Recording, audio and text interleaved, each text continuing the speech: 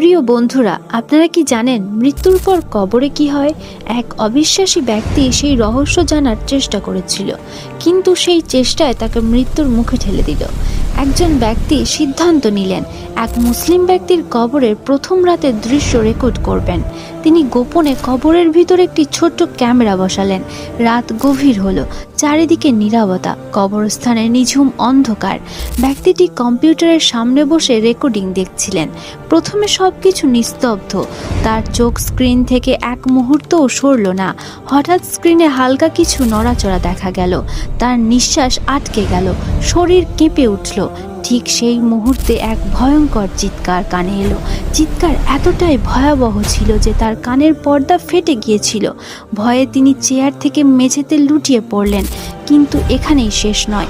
হঠাৎ কম্পিউটার প্রচণ্ড শব্দে বিস্ফোরিত হলো। বিদ্যুতের ঝলকানি আর আগুনে মুহূর্তের মধ্যে ঘর ভরে গেল। যে ব্যক্তি মৃত্যুর পরবর্তী রহস্য জানতে চেয়েছিল, সে নিজেই আগুনে পুড়ে মারা গেল।